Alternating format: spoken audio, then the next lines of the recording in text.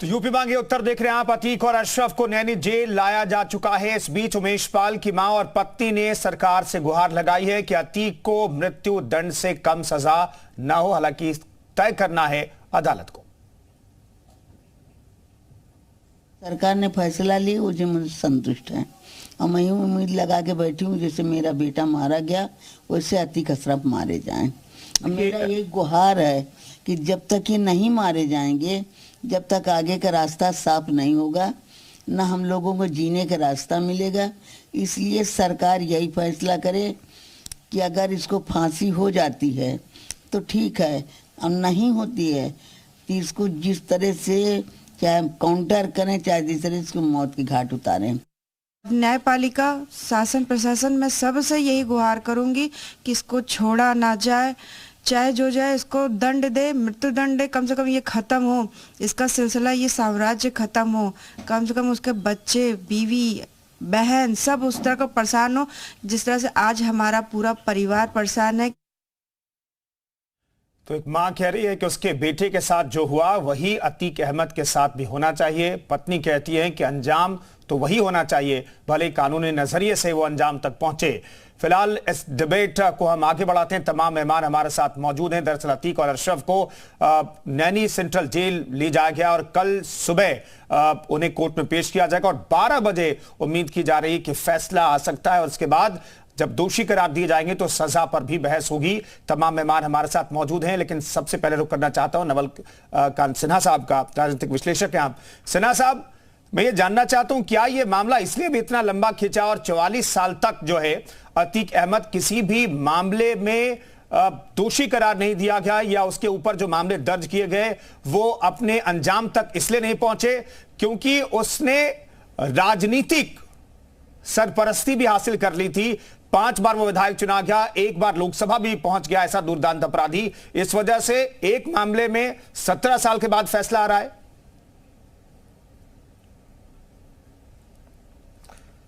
जी हाँ, निश्चित रूप से उसके रसूख का आलम आपने जैसा बयां किया कि 5 बार विधायक रहा है, 1 बार सांसद रहा है, तो जाहिर सी बात है कि कहीं ना कहीं उसके पास वो वोटर्स भी थे जो उसको वोट देते थे और वो चुनाव जीतता था। ऐसा नहीं था कि वो कब्जा करके या जबरदस्ती वोट डलवाता था, एक बड़ा समर्थन था। लेकिन जैसा द्विवेदी जी बोल रहे थे कि जो ऐसे जो अपराधी होते हैं, ऐसे जो माफिया होता है, उनका जो रसूख होता है वो जब ट्रायल शुरू होता है तो वो गवाहों को और सबूतों को नष्ट करने की कोशिश करते हैं, गवाहों को डराने धमकाने की और उनको जो उनकी गवाही उससे मकरने के लिए दबाव बनाते हैं या लालच देते हैं। इसके अलावा जो सबूत है उसको नष्ट करने के तमाम तरीके। तो यही वजह है कि 4 दशक से ये माफिया राज कर रहा था पूरे इलाहाबाद क्या कहिए, पूरे उत्तर प्रदेश और इंटरस्टेट उसका एक अलग जलवा था, अलग रुतबा था। जेल से में रह करके वो साम्राज्य चलाता था।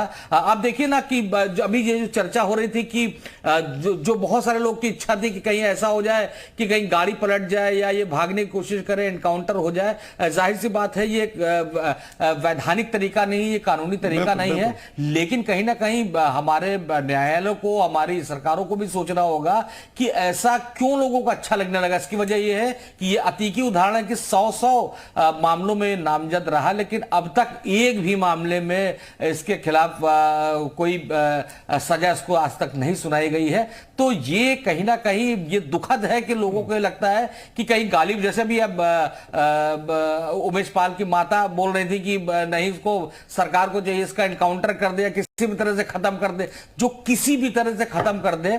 मुझको लगता है कि कल हम उम्मीद जताएंगे कि ढंग से पुलिस ने पैरवी की होगी, ढंग से।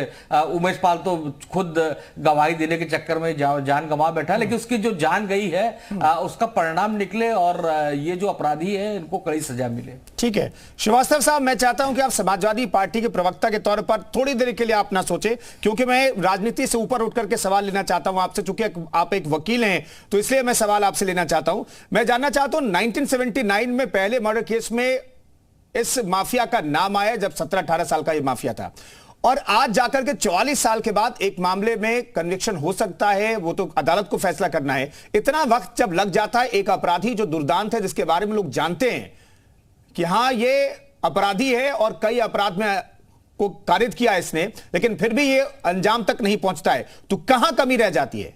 मैं जानना चाहता हूं, आप समाजवादी पार्टी के प्रवक्ता के तौर पर मत बोलिएगा, वकील के तौर पर बोलिएगा, थोड़ी देर के लिए सर।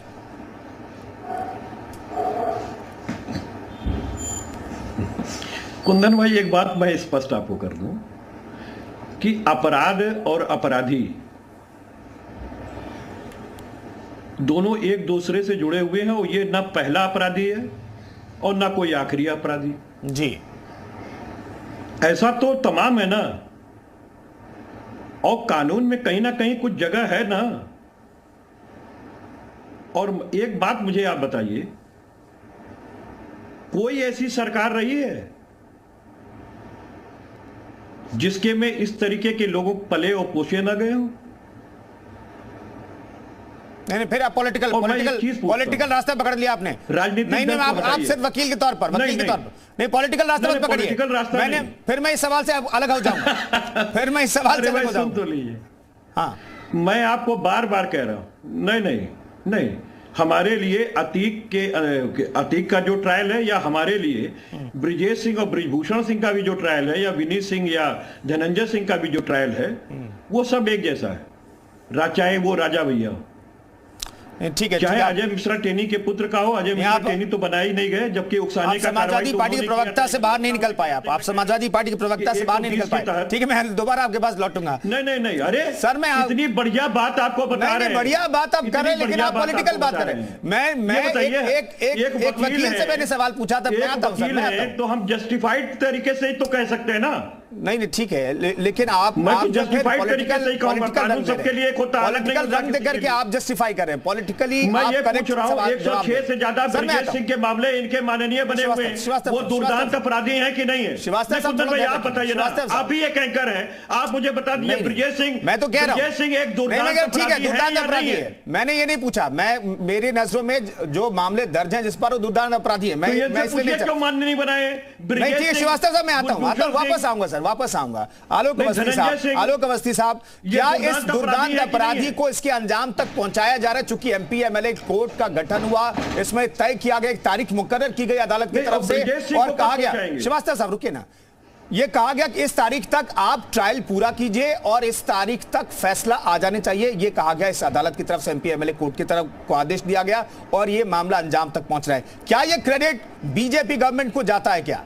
क्योंकि आप बीजेपी के तमाम नेता कह रहे कानून का राज है और माफिया को उसके अंजाम तक पहुंचाया जा रहा है, क्या क्रेडिट बीजेपी को जाता है?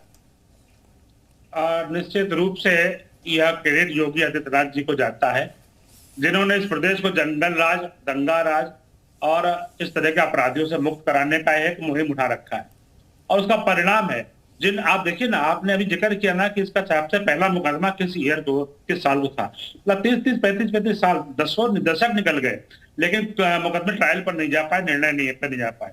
योगी आदित्यनाथ जी की सरकार आने के बाद से हमने जो क्रैकडाउन ऑपरेशन अपराधियों के, माफियाओं के खिलाफ किए, साथ ही साथ हमने अभियोजन पक्ष को भी मजबूत किया, जितने भी केसेस इस तरह के बड़े अपराधियों के साथ हैं उनको तुरंत से तुरंत गवाहियों को कराया जाए और उनको सजा मुक्त कराई जाए। आप देखिए कि यह अपराधी इतने होशियार होते थे कि ये कानून का मजाक उड़ा करके, कानून की कमियों को ढूंढ करके ये अभी तक बचे रहते थे। यहाँ तक कि उत्तर प्रदेश से भागने का प्लान भी बना दिया इन्होंने, कोर्ट से ऑर्डर ले लिया सुप्रीम कोर्ट से कि इनको उठा करके साबरमती जेल में भेजा गया। वही मुख्तार अंसारी को कांग्रेस की सरकार पंजाब उठा करके ले गई थी। लेकिन ये योगी आदित्यनाथ जी की सफलता है जो 2 साल की लड़ाई के बाद सुप्रीम कोर्ट के निर्णय बाद मुख्तार अंसारी को यहाँ लेकर के आई और 7 साल की सजा उसको अभी हुई है, अभी हाल ही में, और अन्य मुकदमों में भी गवाहियां हो रही हैं। अतीक अहमद के खिलाफ भी सारी गवाहियां हो रही हैं। मुझे विश्वास है कि माननीय न्यायालय इनको निश्चित रूप से इनके अंजाम तक पहुंचाएगा।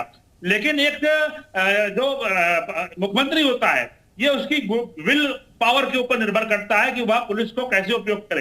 समाजवादी पार्टी की सरकार में पुलिस वालों को हमने जीवन खोते हुए देखा था, अपमानित होते हुए देखा था, 3 डिप्टी एसपी की हत्या होते हुए देखा था, एक कप्तान की हत्या पत्थरों में होते हुए देखा था। लेकिन वही योगी आदित्यनाथ की सरकार में हमने पुलिस का मनोबल बढ़ाया, पुलिस की खाली पदों को भरा और ऐसे बड़े अपराधियों के खिलाफ अभियान बना करके हमने ऑपरेशन चलाए। हमने 2887 करोड़ रुपए की संपत्ति इनकी जब्त और ध्वस्त करी है और ऐसे दुर्दांत अपराधियों में 178 अपराधियों को मौत के घाट उतारा है।